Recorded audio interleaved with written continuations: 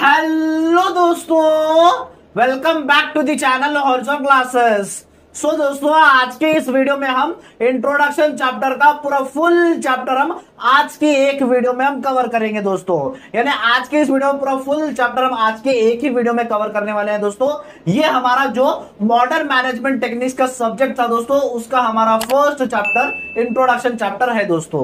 सो दोस्तों, ये वीडियो हमारा पर्टिकुलरली होने वाला है रानी चन्नम्मा यूनिवर्सिटी बेलगावी वालों के लिए, जो RCUB है वो यूनिवर्सिटी वालों के लिए हमारा आज का वीडियो रहेगा दोस्तों। सो जो भी बच्चे ये RCUB यूनिवर्सिटी से देख रहे हैं उनके लिए हमारा वीडियो है, या तो फिर किसी और के लिए भी वीडियो हमारा हेल्पफुल रहा तो वो भी हमारा वीडियो देख सकता है दोस्तों। सो चलिए दोस्तों, हमारी वीडियो की हम शुरुआत करते हैं। तो हम पहले वीडियो स्टार्ट करने से पहले हम ये समझ लेते हैं कि हम आज के इस वीडियो में कौन से टॉपिक्स कवर करने वाले हैं। हम सारे टॉपिक्स आपके सिलेबस के हिसाब से ही कवर करेंगे दोस्तों, लेकिन फिर भी एक बार क्रॉस चेक कर लेते हैं कि क्या क्या हम कवर करने वाले हैं। टोटल 12 टॉपिक्स है दोस्तों। चलिए वन बाय वन देखेंगे। फर्स्ट है मैनेजमेंट का मीनिंग, सेकंड देखेंगे नेचर ऑफ मैनेजमेंट, थर्ड देखेंगे मैनेजर मीनिंग, फोर्थ देखेंगे types of managers and fifth देखेंगे responsibility of professional manager, sixth देखेंगे skills of professional manager, seventh देखेंगे फंक्शंस ऑफ मैनेजमेंट एंड 8 देखेंगे Henri Fayol's 14 principles of management, 9th देखेंगे difference between administration and management, 10th देखेंगे management process, 11th देखेंगे levels of management, 12th देखेंगे challenges of modern managers to manage business organisation. ये सारे 12 topics हम आज के इस वीडियो में कवर करेंगे दोस्तों।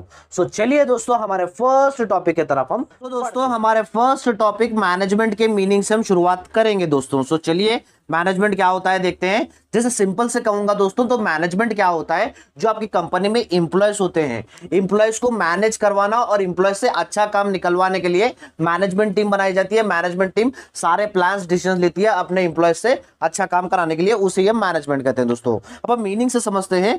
Management refers to the process of planning, organising, staffing and controlling resources including people, materials to achieve organisation goals effective and efficient team.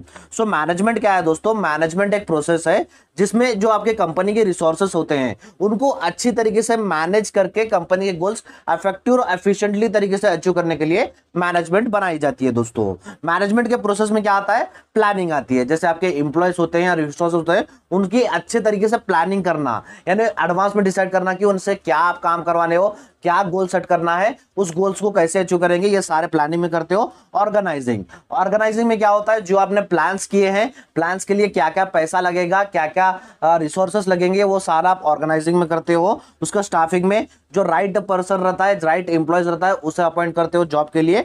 और कंट्रोलिंग में क्या होता है? जो आपने प्लानिंग में किया है वो सारा प्लान्स के हिसाब से चल रहा है नहीं, ये आप कंट्रोलिंग में देखते हो दोस्तों। सो मैनेजमेंट एक प्रोसेस है जिसमें क्या होता है, सारी planning, organising, staffing and directing की जाती है ताकि जो आपके रिसोर्सेस है वो अच्छे से काम करे और काम करते करते अपने जो कंपनी गोल्स है वो इफेक्टिव तरीके से, इफेक्टिव यानी अच्छे से अचीव हो, एफिशिएंटली यानी कम खर्चे में अचीव हो, इसलिए हम मैनेजमेंट टीम बनाते हैं दोस्तों। ये हो गया दोस्तों हमारे मैनेजमेंट का मीनिंग। अगर आपको इस टॉपिक का डिटेल वीडियो चाहिए तो मैं आपको लिंक डिस्क्रिप्शन बॉक्स में छोड़ दूंगा, चेक कर लीजिएगा।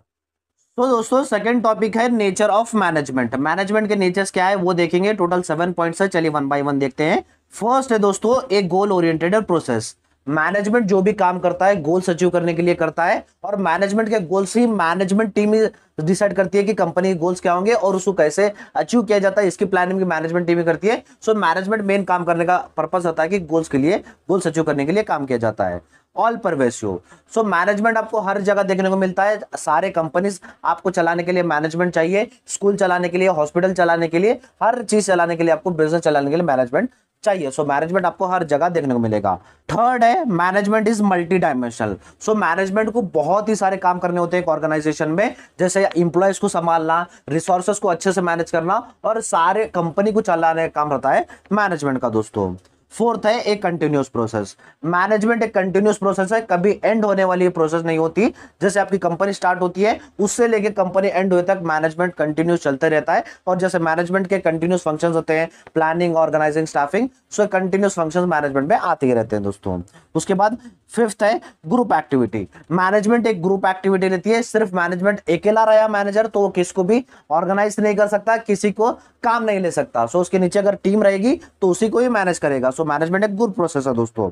उसका सिक्स्थ है डायनामिक फंक्शन। सो कुछ भी अगर नीड्स या तो फिर चेंजेस होते हैं आपके कस्टमर में या तो फिर आपके मार्केट में या तो फिर आपके एम्प्लॉयज कुछ काम नहीं कर पा रहे, उनके जो भी चेंजेस आ रहे हैं उनको देखते हुए उसके हिसाब से प्लानिंग करता है दोस्तों मैनेजमेंट। सो जैसे चेंजेस आता है अपने आप में भी चेंजेस लाने की क्षमता रखता है मैनेजमेंट। सेवंथ है एन इंटेंजिबल फोर्स। मैनेजमेंट एक इंटेंजिबल फोर्स है दोस्तों, जिसे हम छीन नहीं सकते लेकिन उसे हम फील कर सकते हैं। अगर कंपनी अच्छे से अपने गोल्स अचीव कर रही है, एम्प्लॉयज खुश है, अपने गोल्स अचीव कर रही है, तो समझ लीजिए मैनेजमेंट अच्छे से काम कर रहा है। अगर इसका उल्टा हो रहा है तो समझ लीजिए मैनेजमेंट बहुत ही बुरा काम हो रहा है। अब मैनेजमेंट को हम फील कर सकते हैं, इसे टच नहीं कर सकते दोस्तों।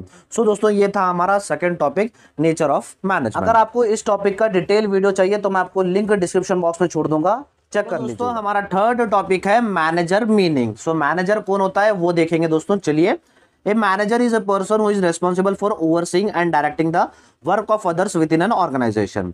सो एक मैनेजर एक कंपनी के अंदर एक पर्सन होता है दोस्तों, जो अदर्स वर्ड दिया है, अदर्स का मतलब जो इंप्लॉयज होते हैं उनको देखने का काम और उनको डायरेक्शन देने का। वो जब काम करते हैं उन्हें बार बार आके डायरेक्शन देना कि कैसे काम करना है, ऐसे काम करना, ये सब बताने का काम करता है दोस्तों मैनेजर। मैनेजमेंट टीम होती है, सारी टीम होती है, सारे मैनेजर्स जो सारे कंपनी के अंदर मैनेजर्स आते हैं वो मैनेजमेंट टीम में आते हैं। लेकिन मैनेजर सिर्फ एक पर्सन होता है जो कंपनी में सारे वर्क को देखता है, एम्प्लॉयज को देखता है और उन्हें डायरेक्शन देने का काम दोस्तों मैनेजर करता है। इसका मेन काम क्या होता है? The role typically involve setting goals, making strategic decisions, organising resources and leading a team to achieve specific objectives.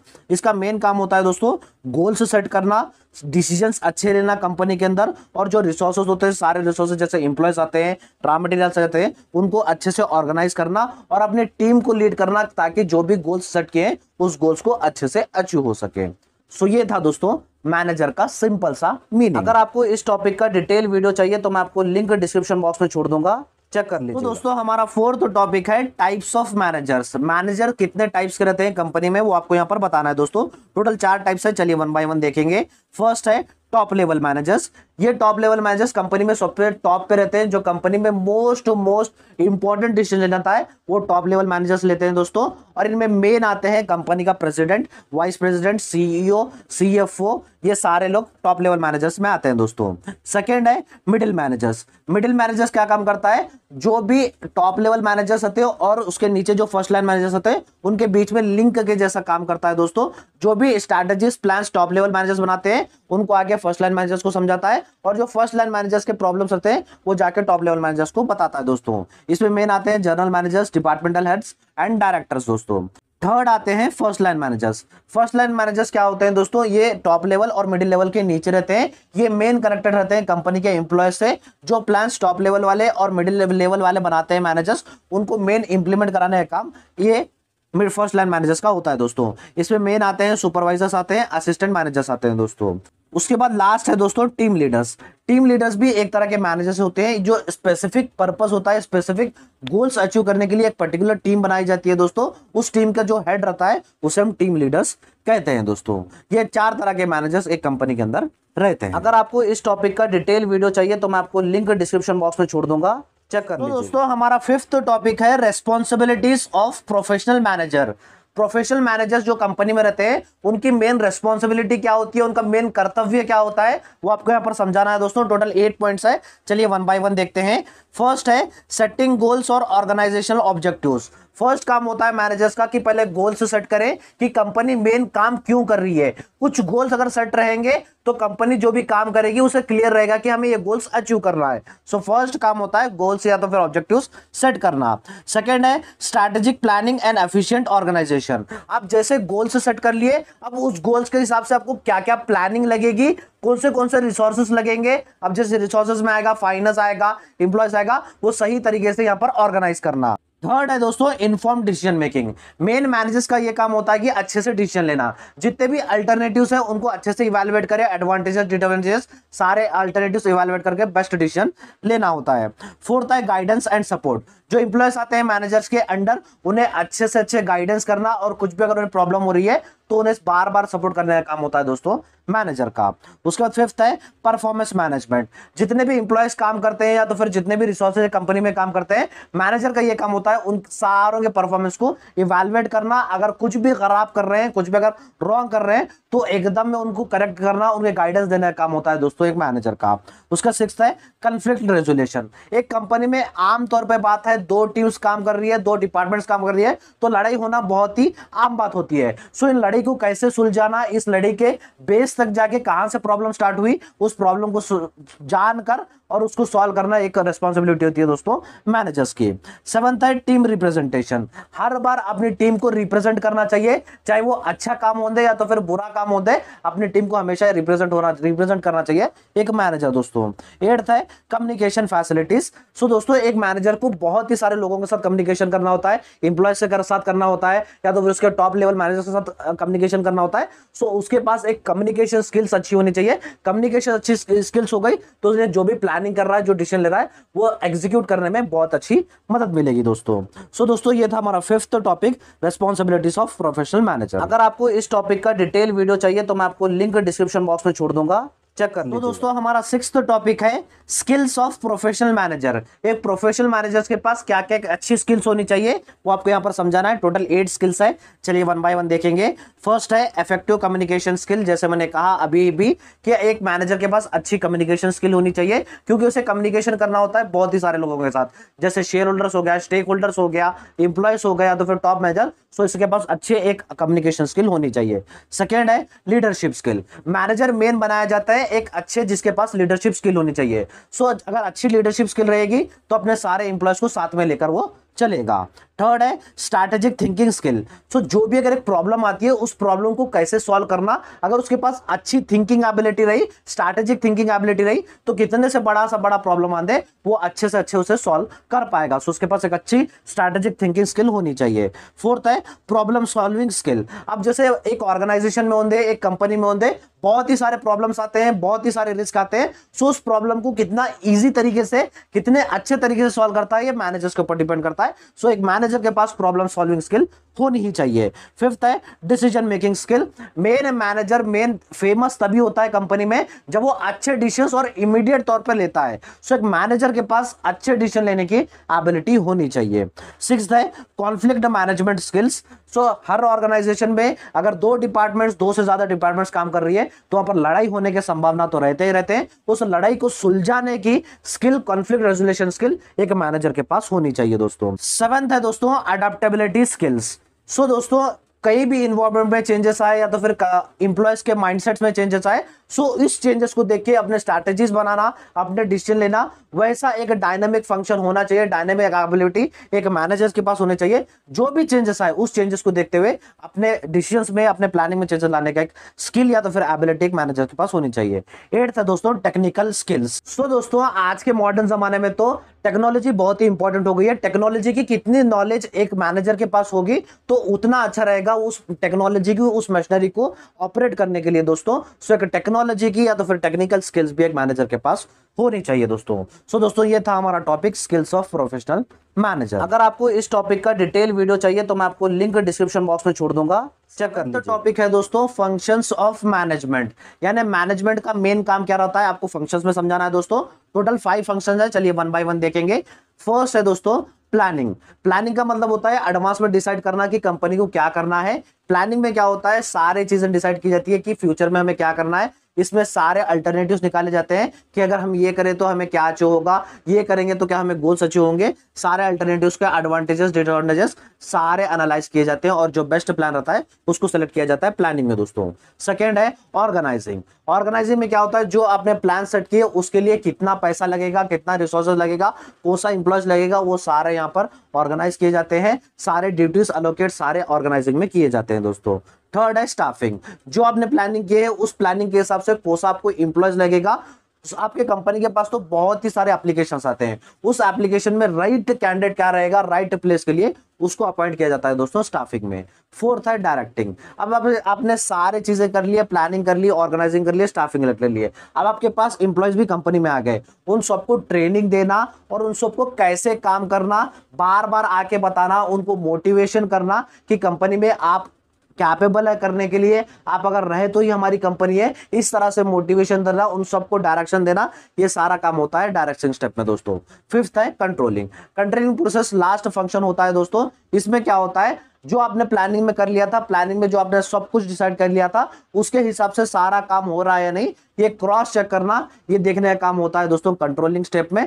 Controlling function में क्या होता है दोस्तों, जो आपने प्लान किया था उसके हिसाब से हो रहा है या नहीं, अगर नहीं हो रहा है तो उसमें करेक्टिव मेजर्स उसी टाइम पे कर दिए जाते हैं इन दी कंट्रोलिंग दोस्तों। सो दोस्तों ये थे हमारे 5 फंक्शंस ऑफ मैनेजमेंट। अगर आपको इस टॉपिक का डिटेल वीडियो चाहिए तो मैं आपको लिंक डिस्क्रिप्शन बॉक्स में छोड़ दूंगा, चेक कर लीजिए। तो दोस्तों हमारा 8th टॉपिक, और ये इंपॉर्टेंट टॉपिक है आपके एग्जाम प्रोस्पेक्टिव से। 8th टॉपिक रहेगा दोस्तों Henri Fayol's 14 principles of management. So Henri Fayol दोस्तों मॉडर्न मैनेजमेंट के फादर कहला जाते हैं। उन्होंने एक प्रिंसिपल, एक थ्योरी दिया है जिसमें मैनेजर को कैसे काम करना चाहिए। 14 प्रिंसिपल्स उन्होंने समझाए हैं। चलिए 1 बाय 1 14 प्रिंसिपल्स हम देखेंगे दोस्तों। फर्स्ट है डिवीजन ऑफ वर्क। एक मैनेजर को सारे काम को डिवीजन करना चाहिए, सारे काम को बांटना चाहिए अपने एम्प्लॉयज में। जो काम में जो व्यक्ति एक्सपर्ट है उसे वही काम दिए तो आपके काम भी बहुत ही जल्दी और अच्छे तरीके से निकल जाएगा बोल के कहते हैं दोस्तों। सेकंड है ऑथोरिटी एंड रिस्पॉन्सिबिलिटी। एक मैनेजर को यह क्लियर रहना चाहिए कि उसकी ऑथोरिटी ऑर्गेनाइजेशन में कितनी है डिसीजन लेने में। अगर वो डिसीजन ले रहा है, अगर अच्छा होगा या तो फिर बुरा होगा, तो वही रिस्पॉन्सिबिलिटी लेगा बोल के सेकंड प्रिंसिपल में कहते हैं दोस्तों। थर्ड है डिसिप्लिन। एक मैनेजर को साथ ही साथ अपने सारे एम्प्लॉयज को डिसिप्लिन में रखना चाहिए बोल के एक मैनेजर रखना चाहिए बोल के इस थर्ड प्रिंसिपल में कहते हैं दोस्तों। फोर्थ है unity of command. Unity of command में फेयोल ये कहते हैं कि जितने एम्प्लॉयज आपकी कंपनी में काम कर रहे हैं उन सारे एम्प्लॉयज को सिर्फ एक ही मैनेजर से डायरेक्शन मिलना चाहिए। अगर एक मैनेजर से डायरेक्शन मिलेगा तो वो सही काम करेंगे, अगर बार बार दूसरा मैनेजर आके डायरेक्शन देगा तो वो उल्टा पुल्टा काम करेंगे बोल के कहता है दोस्तों। फिफ्थ है unity of direction. Unity of direction है जितने एम्प्लॉयज आपके ऑर्गेनाइजेशन में काम कर रहे हैं वो सिर्फ एक ही गोल अचीव करने के लिए काम करना चाहिए with the one manager one head के अंडर दोस्तों।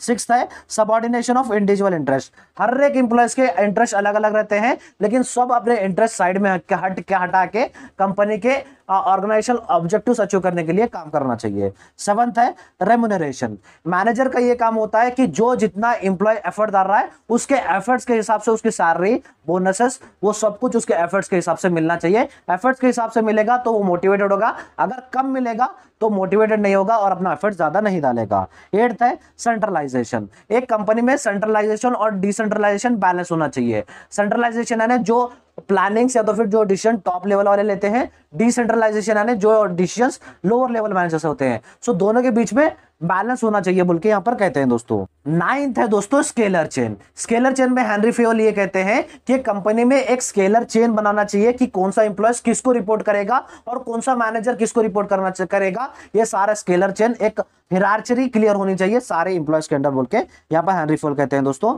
10th है ऑर्डर। ऑर्डर में हेनरी फेयोल ये कहते हैं कि जितने भी रिसोर्सेज आपकी कंपनी में हो वो जहां पे उसकी जगह है वहां पर प्लेस होनी चाहिए, क्योंकि उसकी जरूरत कब पड़ेगी वो तब उसे अवेलेबल होना चाहिए। 11th है इक्विटी। सारे एम्प्लॉय जो कंपनी में काम कर रहे हैं, मैनेजर का ये काम होता है कि सारों को इक्वल तरीके से ही वो देखे। उसके बाद 12th है स्टेबिलिटी ऑफ टेन्योर। अब जैसे एक एम्प्लॉय कंपनी में काम करता है तो उसे अपनी जॉब सिक्योरिटी की थोड़ा माइंड में रहता है, लेकिन एक मैनेजर का काम ये होता है कि वो जॉब सिक्योरिटी एक अपने एम्प्लॉयज को दे। अगर जॉब सिक्योरिटी दे देगा तो एम्प्लॉयज भी अपने एफर्ट्स ज्यादा डालेंगे। उसके बाद 13th है इनिशिएटिव। अपने मैनेजर्स क्या करें, जो एम्प्लॉयज काम करते हैं उसके अंडर उन्हें भी इनिशिएट करें कि कंपनी के इंपॉर्टेंट डिसीजंस लेने में। अगर उन्हें भी थोड़ा उनका भी हाथ लगेगा तो उन्हें भी मोटिवेटेड मिलेगा कि हमें मैनेजर्स हमारे साथ में मिलकर काम कर रहा है। 14th है स्पिरिट डी क्रॉप्स। अब जैसे कहते हैं टीम में काम करना चाहिए। सो यहाँ पर हेनरी फेयोल समझाते हैं कि मैनेजर का ये काम होता है कि अपने टीम को साथ में लेकर चले, आई ना रखें, कभी भी वी बोल के रखें, यानी हम सब भाई बोल के रखें। सो ये 14 प्रिंसिपल में हेनरी फेयोल समझाते हैं कि मैनेजर को कैसे काम करना चाहिए। अगर आपको इस टॉपिक का डिटेल वीडियो चाहिए तो मैं आपको लिंक डिस्क्रिप्शन बॉक्स में छोड़ दूंगा, चेक कर लीजिए। तो दोस्तों हमारा 9th टॉपिक है difference between administration and management. So administration और मैनेजमेंट में क्या डिफरेंस है वो आपको यहां पर समझाना है। चलिए 8 डिफरेंसेस बताऊंगा, चलिए 1 बाय 1 देखेंगे। अब आपके स्क्रीन के ऊपर एक बॉक्स दिख रहा होगा दोस्तों। फर्स्ट कॉलम है कंपैरिजन का, सेकंड कॉलम है एडमिनिस्ट्रेशन का एंड थर्ड कॉलम है मैनेजमेंट का।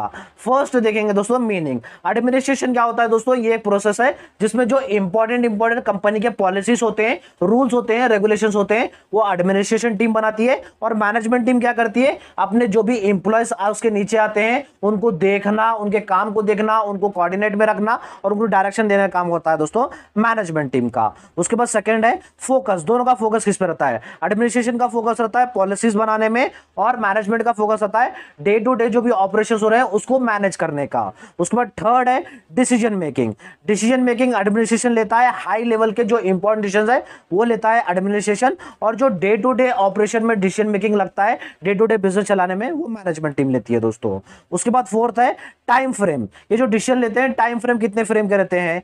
तो एडमिनिस्ट्रेशन होता है लॉन्ग टर्म के लिए जो डिसीजन लिए जाते हैं वो एडमिनिस्ट्रेशन टीम लेती है, और शॉर्ट टर्म के लिए तो फिर इंपॉर्टेंट जो डे टू डे चलाने के लिए आपको डिसीजन लेते हैं वो मैनेजमेंट टीम करती है दोस्तों। फिफ्थ है नेचर ऑफ वर्क। मेन काम क्या रहता है? एडमिनिस्ट्रेशन का काम रहता है पॉलिसीज बनाना, रूल्स बनाना और रेगुलेशंस बनाना, और मैनेजमेंट टीम का काम रहता है कि अपने एम्प्लॉयज को, अपने रिसोर्सेज को कोऑर्डिनेशन में रखने का दोस्तों। उसके बाद सिक्स्थ है स्किल्स रिक्वायर्ड। अब दोनों के लिए क्या क्या स्किल चाहिए? एडमिनिस्ट्रेशन के लिए आपको रिसर्च स्किल चाहिए, एनालिटिकल स्किल चाहिए और कंसेप्चुअल स्किल चाहिए, और मैनेजमेंट के लिए आपको लीडरशिप स्किल चाहिए, कम्युनिकेशन स्किल चाहिए और प्रॉब्लम सॉल्विंग स्किल चाहिए, जो अभी हमने देखा दोस्तों। सेवंथ है हियरार्चिकल पोजीशन। अब दोनों की पोजीशन क्या रहती है? एडमिनिस्ट्रेशन की पोजीशन सबसे टॉप लेवल पे जो मैनेजर्स आते हैं वो एडमिनिस्ट्रेशन लेवल के रहते हैं, और मैनेजमेंट टीम के कहीं पर भी आते हैं दोस्तों, जो हमने मैनेजर्स में देखा था, टाइप्स ऑफ मैनेजर्स में। उसके बाद दोस्तों एट्थ है एग्जांपल्स। एग्जांपल्स कौन कौन रहते हैं? एडमिनिस्ट्रेशन के मेन एग्जांपल्स रहते हैं जो भी गवर्नमेंट एजेंसीज होती है दोस्तों, जो गवर्नमेंट होती है वहां पर एडमिनिस्ट्रेशन वर्ड आप बहुत ही बार सुनते हो, और साथ ही साथ इसमें बोर्ड ऑफ डायरेक्टर्स जो मेन टॉप लेवल के मैनेजर्स होते हैं वो सारे इसमें आते हैं, और इसमें मैनेजमेंट में बोर्ड ऑफ डायरेक्टर्स भी आते हैं, टीम लीडर्स भी आते हैं, प्रोजेक्ट मैनेजर्स भी आते हैं, सुपरवाइजर, सब लोग इसमें आते हैं दोस्तों। सो दोस्तों ये था हमारा 9th topic, difference between administration and management. अगर आपको इस टॉपिक का डिटेल वीडियो चाहिए तो मैं आपको लिंक डिस्क्रिप्शन बॉक्स में छोड़ दूंगा, चेक कर लीजिए। हमारा 10th टॉपिक है मैनेजमेंट प्रोसेस। सो मैनेजमेंट की प्रक्रिया कैसी होती है, कैसा काम होता है, वो आपको यहाँ पर प्रोसेस में समझाना होता है दोस्तों। आपके स्क्रीन के ऊपर 5 प्रोसेस दिख रहे होंगे दोस्तों। ये 5 प्रोसेस रिलेटेड है, सेम है जो आपने फंक्शंस में देखे। फंक्शंस में जो मैंने एक्सप्लेनेशन किया है वही आप प्रोसेस में लिख दीजिए, खत्म दोस्तों। सिर्फ आपको फंक्शंस और आपका प्रोसेस सेम टू सेम रहेगा। फर्स्ट होता है प्लानिंग, उसका प्लानिंग कर लिए के बाद सेकंड होता है ऑर्गेनाइजिंग, उसके बाद होता है स्टाफिंग, उसके बाद फोर्थ होता है डायरेक्टिंग, उसके बाद फिफ्थ आता है कंट्रोलिंग। जो मैंने समझाया था फंक्शन में वही आप प्रोसेस में अगर लिख दिए तो आपको पूरे फुल मार्क्स मिल जाएंगे दोस्तों। सो दोस्तों ये था हमारा 10th टॉपिक मैनेजमेंट प्रोसेस। अगर आपको इस टॉपिक का डिटेल वीडियो चाहिए तो मैं आपको लिंक डिस्क्रिप्शन बॉक्स में छोड़ दूंगा, चेक कर लीजिए। दोस्तों हमारा 11th टॉपिक है levels of management. So management में कितने लेवल्स होते हैं, कितने मैनेजर्स आते हैं, वो आपको यहाँ पर समझाना है दोस्तों।